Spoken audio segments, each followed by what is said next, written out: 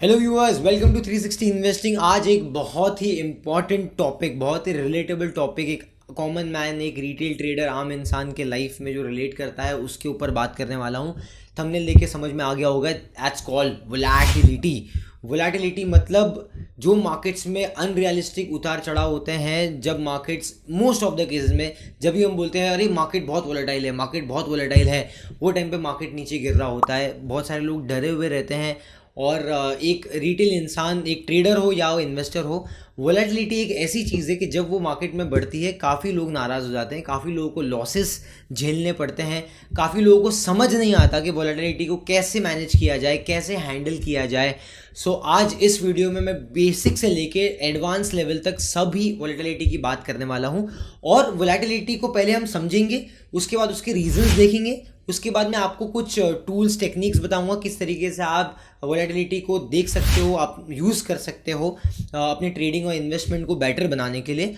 उसके अलावा एक और एड ऑन चीज़ जो शायद ही आपको पेड कोर्सेज में देखने मिले या सीखने मिले, वो भी एक मेरा जो एक्सपीरियंस है, पर्टिकुलरली एक स्ट्रैटेजी, बेसिक सा एक कॉन्सेप्ट मैं आपके साथ में शेयर करने वाला हूँ, दोनों ही इन्वेस्टर्स और ट्रेडर्स के लिए towards the end of this video. So I hope कि अगर आप सीखने में, जानने में इंटरेस्टेड हो कि वोलेटिलिटी जो अभी तक आपकी दुश्मन बनी है, जिससे अभी आप समझ नहीं पाए हो, तो अगर आप उसको समझ जाओगे तो समझ भी जाओगे। अगर सीखने में, जानने में इंटरेस्ट हो, लास्ट तक वीडियो ज़रूर देखिएगा।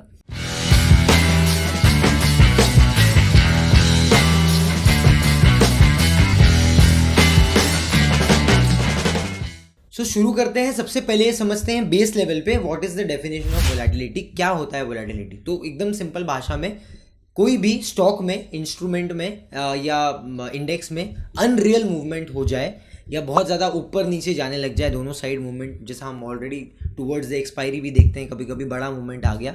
सो कभी मार्केट्स अगर ज़्यादा वोलेटाइल हो गए तो बहुत ही ड्रास्टिक मूवमेंट, स्टॉक में भी बहुत ही ड्रास्टिक मूवमेंट्स वगैरह हमें देखने मिलते हैं। ठीक है, इस unrealistic behaviour of a strike off और प्राइस पैटर्न या कोई स्टॉक को, इसको हम बोलते हैं कि वोलेटिलिटी वहाँ पर बढ़ गई है। और जब कहीं पे वोलेटिलिटी कम हो जाती है तो वहाँ पर आप देखोगे काफ़ी स्टेबल मूवमेंट होता है। ठीक है, अब वोलेटिलिटी बढ़ने के मार्केट में या स्टॉक प्राइजेस में क्या रीजंस होते हैं? What are the basic reason या प्राइमरी रीजंस जिसके वजह से वोलेटिलिटी ट्रिगर होती है? एक एक करके समझते हैं। सबसे पहला है FIIs, इनफ्लो एंड आउटफ्लो। जब भी ग्रोइंग इकोनॉमी में FIIs का पैसा अंदर आता है तो स्टॉक मार्केट अच्छा परफॉर्म करता है, ये हमने पास्ट में देखा है। उसी तरीके से जब जब अपने FIIs बाहर जाते हैं पैसा लेके, हमारे देश से, हमारी मार्केट से पैसा विड्रॉ करके लिक्विडिटी बाहर लेके चले जाते हैं, तो सेलिंग होती है मार्केट्स में। और जब कैश मार्केट में सेलिंग हो रही है या FNO मार्केट में हैवी FIIs के थ्रू या FIIs के दौरान ये सब सेलिंग्स हो रही है, तो मार्केट पे उसका नेगेटिव इम्पैक्ट पड़ता है। एंड हेंस वी सी कि FIIs का सेलिंग का प्रेशर मार्केट में देखने मिलता है, मार्केट नीचे जाता है। तो हम उस टाइम पे आप देखोगे वोलेटिलिटी बढ़ जाती है, मार्केट नीचे जा रहा होता है और काफ़ी सारे लोगों को लॉसेस भी होते हैं।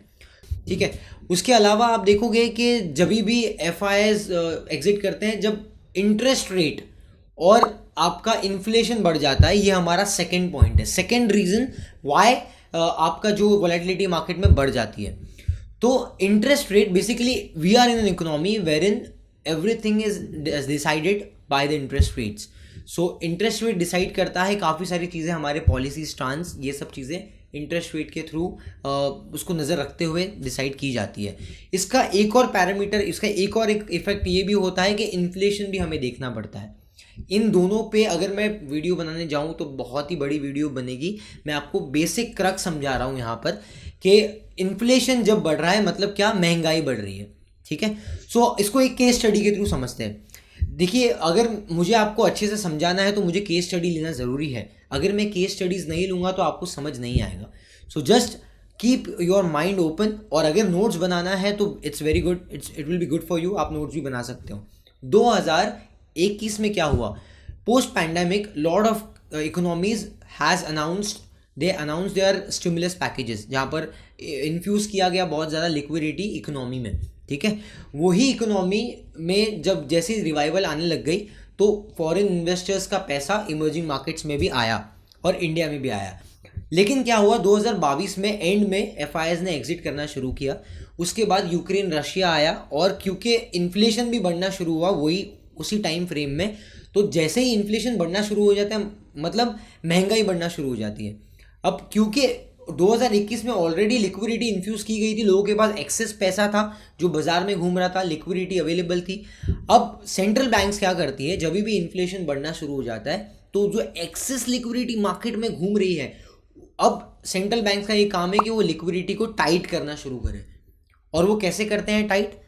वो इंटरेस्ट रेट्स को बढ़ा के लिक्विडिटी को टाइट कर देते हैं। जैसे इंटरेस्ट रेट्स बढ़ते हैं so your investments becomes more lucrative.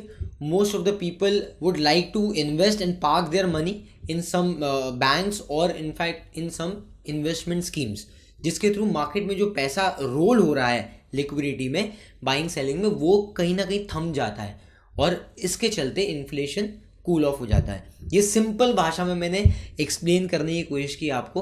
अगर आप चाहते हो कि इसके ऊपर डिटेल वीडियो बनाऊं तो वो भी मैं ज़रूर बनाऊंगा, आप कमेंट सेक्शन में मुझे बता सकते हो। ये 2 रीज़न हो गए। अब इसके साथ आगे चलते हैं, थर्ड पॉइंट जो हमारे सेकेंड पॉइंट से लिंक्ड है, that is input cost, raw material cost जो एक्सपेंसिव हो जाता है। जैसे ही इन्फ्लेशन बढ़ता है, महंगाई बढ़ती है, जो कंपनीज रॉ मटेरियल लेती है जिसके थ्रू वो अपने गुड्स एंड सर्विसेज प्रोड्यूस करके बेचती है, उनका सबका बोरिंग कॉस्ट बढ़ जाता है, राइट, और फाइनेंस कॉस्ट भी बढ़ जाता है। तो आपका एक जगह तो कॉस्ट ऑफ कैपिटल भी बढ़ गया और रॉ मटेरियल जो था, जो आप बाजार से ले रहे थे मान लो 100 रुपये पे, अब वो 110 रुपये पे आप ले रहे हो, तो आपका कॉस्ट भी बढ़ गया। जब दोनों एंड से आपकी कॉस्ट बढ़ जाते हैं तो आपके प्रॉफिट एंड लॉस स्टेटमेंट पे और कंपनी के परफॉर्मेंस पे वो इम्पैक्ट करता है, जिसके थ्रू आप देखोगे कि आपका मार्जिन्स भी थोड़े कम होंगे, डिटोरिएट होंगे और नेट प्रॉफिटेबिलिटी भी आपके असर होगा। जिसका ही एग्जाम्पल हमने रिसेंट में 2-3 अलग अलग सेक्टर्स में देखा, जैसे कि हमने आईटी सेक्टर में भी देखा, हमने सीमेंट में भी देखा, हमने केमिकल्स में भी देखा ये चीज़, ठीक है। स्पेशली पोस्ट जो एनर्जी क्राइसिस हुआ यूएस यूके में और यूएस में जो स्लो डाउन हुआ है अभी रिसेंट में, और उसके अलावा यूक्रेन रशिया के चलते जो भी जियोपॉलिटिकल टेंशन्स हुए उसके चलते ये चीज़ें और ट्रिगर हुई and hence 2022 was not a very good year. ये हम सभी को पता है। ये 3 रीजंस तो बहुत समझ में आगे होंगे शायद, बिकॉज एक दूसरे से रिलेट करके बताया मैंने। अब चौथे रीज़न की तरफ चलते हैं। Fourth reason is global queues. Global queues में कुछ ऐसी चीज़ें होती है जो पॉलिटिकली ड्रिवन होती है, जिसके लिए हो सकता है कि हम कहीं ना कहीं तैयार हो सकते हैं, बिकॉज हमें पता होता है, कहीं ना कहीं अंदाज़ा होता है कि ये हो सकता है। जैसे ट्रेड वॉर चाइना हो गया था, यूएस के साथ में ट्रेड वॉर हो गया था। उसके अलावा जो भी रिसेंट में यूक्रेन रशिया हुआ वो भी एक जियोपॉलिटिकल टेंशन का ही पार्ट है। ऐसे कुछ अनप्लान्ड अनप्रेसिडेंटेड इवेंट्स भी होते हैं, जैसे कि Covid, the world was not ready for it, right, and globally impact उसका देखने मिला, जहाँ पर मार्केट्स में सब जगह पे ही हैवी सेलिंग हमें देखने मिली, because the markets and the entire world was not ready for that situation. और जिसके चलते ही आपने देखा 2020 में शॉर्ट स्पैन ऑफ पीरियड में 30-35% का हमने करेक्शन देखा इंडेक्सेस में।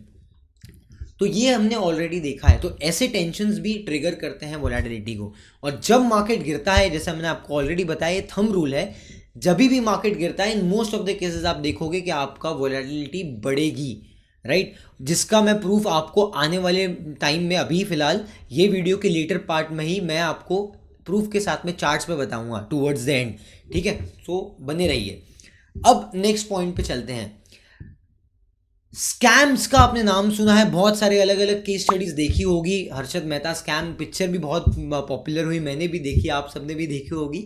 तो जब भी कोई भी कंपनी में, किसी भी इकोनॉमी में स्कैम होता है, राइट, कुछ नेगेटिव इम्पैक्ट आते हैं, तब उसको डीरेट किया जाता है या उसमें सेलिंग होती है, चाहे वो कोई स्टॉक हो, राइट, या कोई इंडेक्स लेवल पे, या कोई भी आप समझ सकते हो कि ग्लोबल लेवल पे, किसी इकोनॉमी लेवल पे, जैसा बीच में श्रीलंका के साथ में बहुत सारे प्रॉब्लम्स हमने देखे हमने न्यूज़ में, तो वहाँ पर भी बहुत इश्यूज़ हुए।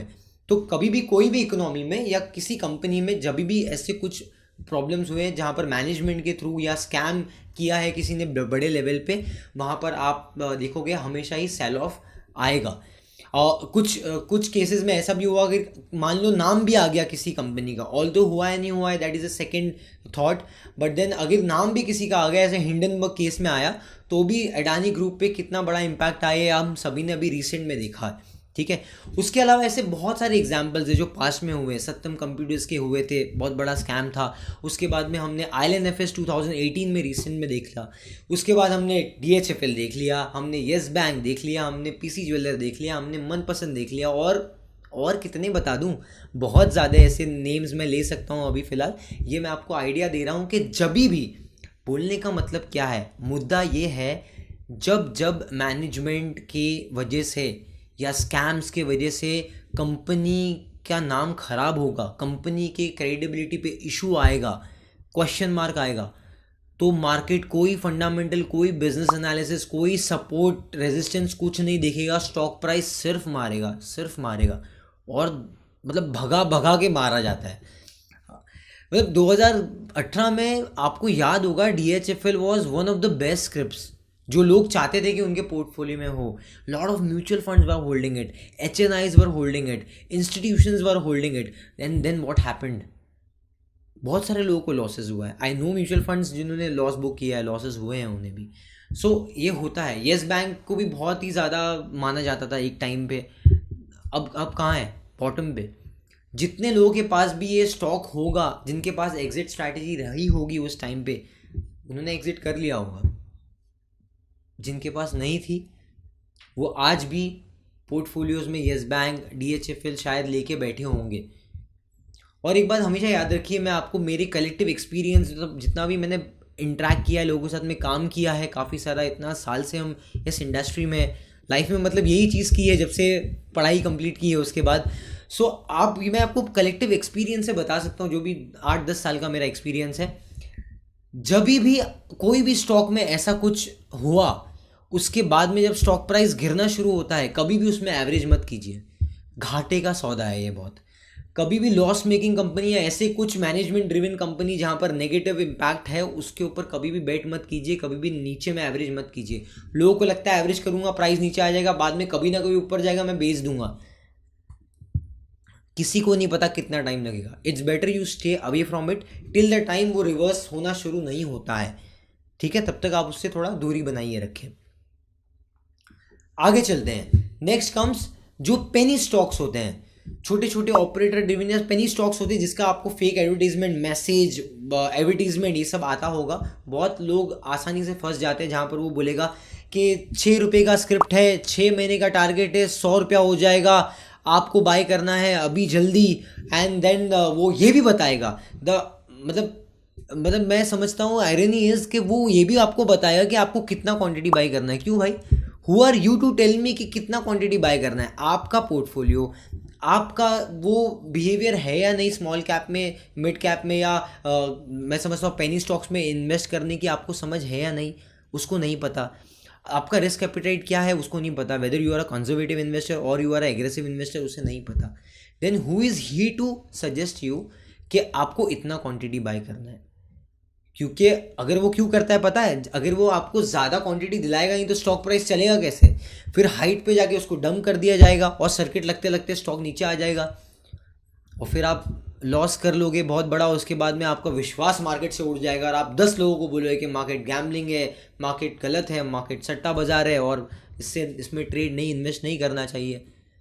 सुन के ट्रेड करोगे बिना फंडामेंटल, बिना सीखे हुए, तो जगह जगह पे खड्डे हैं यहाँ पर मार्केट में और बहुत सारे लोग गिरने के लिए रेडी है। हमें we need to take that knowledge, that wisdom, and then we need to start investing, trading. Alright, आगे चलते हैं। एक और टाइप होता है ऑपरेटर ड्रिवन। ऐसे कुछ ऑपरेटर, डेफिनेटली मैं किसी ऑपरेटर को नहीं जानता हूँ, but then operator driven stocks होते हैं ऐसा कि जहाँ पर एक बहुत ही छोटे स्टॉक्स को वो लिक्विडिटी जनरेट करने के थ्रू उसको ऊपर लेके जाया जाता है, उसके प्राइस को मैनिपुलेट किया जाता है, कुछ हद तक रेगुलेट किया जाता है। ऑल्दो ये सेबी से बार्ड है, ये इलीगल एक्टिविटी है, लेकिन फिर भी कहीं ना कहीं हो सकता है, हो रही है। बिकॉज इलीगल तो बाकी चीज़ें भी है, लेकिन फिर भी बहुत सारे क्राइम्स हो रहे हैं ना। जब तक वो पकड़े नहीं जाते तब तक सब कुछ चलते रहता है। सो वैसे उसी तरीके से आपको समझना है कि आपको इन चीज़ों का शिकार नहीं बनना है। अब मैं आपको, जैसे मैंने आपको प्रॉमिस किया था, कुछ टूल्स बताता हूँ किसके थ्रू आप वोलेटिलिटी को थोड़ा बेटर समझ सकते हो। तो वोलेटिलिटी को अगर जानना है तो ATR एक करके एक टेक्निकल इंडिकेटर होता है, एवरेज ट्रू रेंज, जो आपके मोमेंटम के रेंज को कैप्चर करता है प्रीवियस डे के एवरेज लेके, right. So average true range, इसका फुल फॉर्म ही ये है। तो आपको नेक्स्ट डे का एवरेज रेंज मिल जाता है, तो कभी भी एवरेज रेंज से ऊपर जाके बाय ना करिए, स्पेसिफिकली अगर आप इंट्राडे ट्रेडर हो तो हमेशा रेंज में रह के बाय करिए, मिड लेवल पे या लोअर लेवल पे, ताकि अगर स्टॉक थोड़ा ऊपर जाता है तो एटलीस्ट फेवरेबल मोमेंटम में आप एग्जिट कर पाओ, स्पेसिफिकली अगर आप जो ट्रेडर है तो उनके लिए, राइट। उसके अलावा एक और एक वोलेटिलिटी इंडिकेटर है जिसको हम बोलते हैं बॉलिंजर बैंड, जो वोलेटिलिटी ही थोड़ी बहुत इंडिकेट करता है। वे एनवलप के अंदर एक मोमेंटम आप देख सकते हो स्क्रीन पे भी। तो ये जो दोनों भी एनवलप बैंड्स हैं, उसके बीच में जब साइडवेज रहता है तो वोलेटिलिटी शांत होती है। जैसे ही ब्रेकआउट आता है तो आप देखोगे बैंड टर्न हो जाता है उस डायरेक्शन में जो डायरेक्शन में स्टॉक प्राइस जा रहा होता है।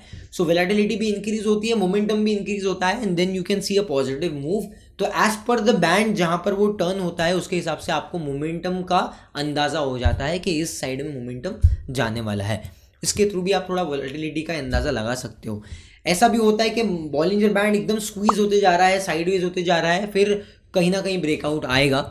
So it's a part of technical analysis. उसकी भी बेसिक सीरीज हमने ऑलरेडी बनाई है और भी आगे बनाने वाले हैं। तो अगर आपको देखने में सीखने में इंटरेस्ट है तो इस वीडियो के बाद आप वो भी एक्सप्लोर कर सकते हो हमारे चैनल पे। और अगर अभी तक अभी ये वीडियो तो ऑलरेडी इंटरेस्टिंग लग रही होगी आपको, आई थिंक, आई बिलीव, अभी तक अगर सब्सक्राइब नहीं किया है तो प्लीज़ सब्सक्राइब कर दीजिए चैनल को, also hit the bell notification. Okay, let's move forward. अब आते हैं हम नेक्स्ट एक रेंज जो कैश मार्केट जो होती है ना, जिसको आप ट्रैक कर सकते हो। कब ये मालूम पड़ सकता है आपको कि वोलेटिलिटी टॉप आउट हो गई है, इसका मैं आपको एक रेफरेंस रेंज आज यहां पर बताने वाला हूं, ध्यान से सुनिएगा।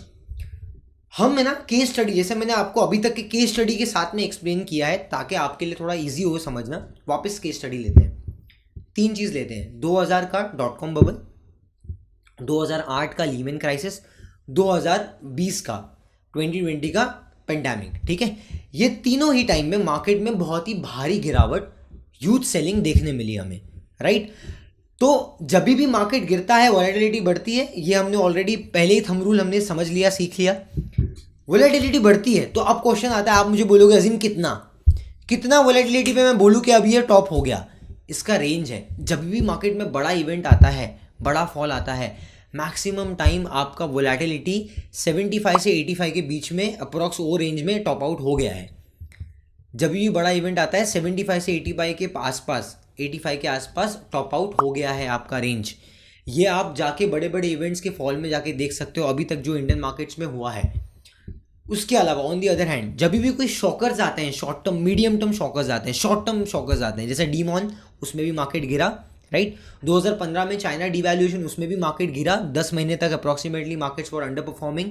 उसके अलावा अभी जो रिसेंट में हुआ था यूक्रेन रशिया में, राइट, और जिसके थ्रू और एनर्जी क्राइसिस भी हो गया यूके में, वहाँ पर भी जो सेलिंग हुई 2022 में, उसका भी आप देखोगे रेंज तो ऑलमोस्ट एक ही रेंज के आसपास आया है। तो जो शॉर्ट टर्म शॉकर्स होते हैं उनका रेंज हमेशा टॉप आउट हो जाता है 35-40 के पहले। तो 35-40 के पहले अगर शॉर्ट टर्म मीडियम टर्म का कोई शॉकर है ऐसा टेंशन वाला, तो समझो ये ऑलमोस्ट पीक के आसपास आ गया है। तो अब आप अपने आप को पोजीशन कर सकते हो कि आपको कौन से स्टॉक्स अच्छे रीजनेबल वैल्यूएशन पे दिख रहे हैं, कहाँ आपको अपॉर्चुनिटी दिख रही है, कहाँ आप बाइंग कर सकते हो, इन्वेस्टिंग कर सकते हो।